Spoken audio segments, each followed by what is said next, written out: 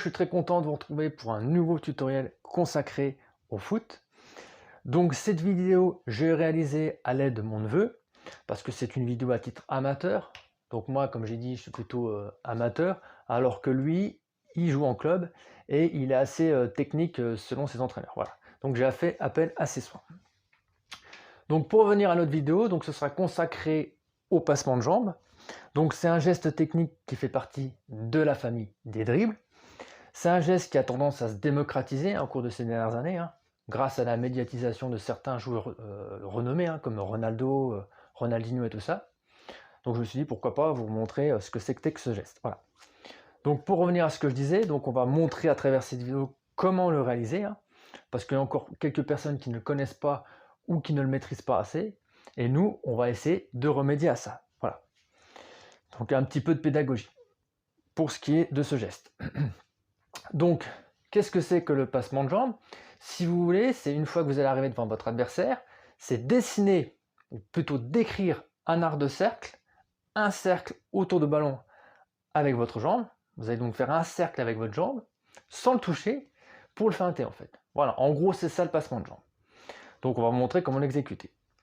Donc moi, ce que je vous conseille au début, c'est de le faire par vous-même, de vous entraîner vous-même, ou alors avec un adversaire, et petit à petit, essayer de le reproduire en match. Parce qu'en match, bien souvent, la reproduction de ce genre de geste technique, c'est un peu plus difficile. Voilà, parce qu'il y a beaucoup de paramètres qu'on prend en compte.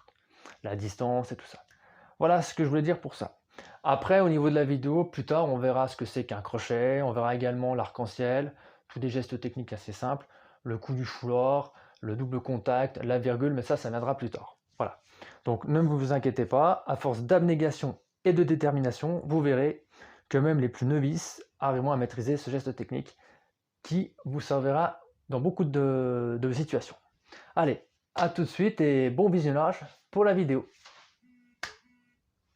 Donc là, nous voici dans la tape pratique. Donc je vais vous montrer comment dessiner, ou plutôt comment faire pour réaliser ce magnifique geste technique.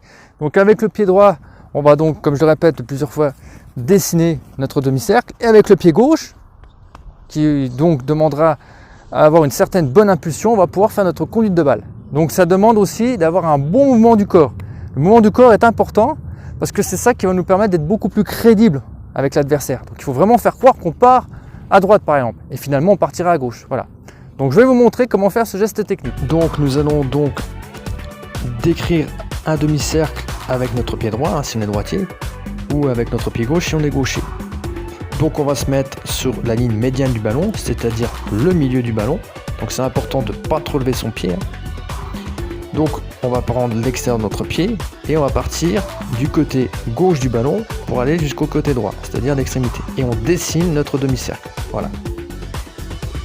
Avec le pied droit si on est droitier et le pied gauche si on est gaucher. Et avec le pied gauche, on partira et on se déplacera du sens opposé.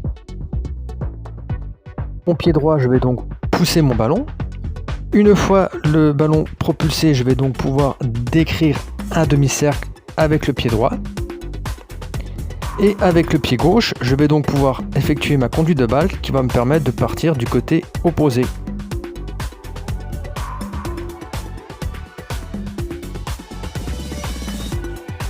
Donc je rappelle qu'il y a 3 critères primordiaux nécessaires pour réaliser ce geste technique qui sont la vitesse d'exécution, l'impulsion et également évaluer la distance.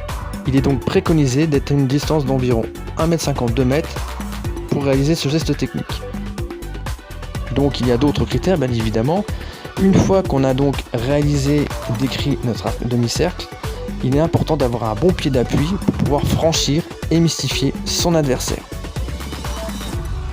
Sur ce, j'espère que vous avez apprécié cette vidéo et que vous arriverez à réaliser ce geste technique et je vous dis à la prochaine.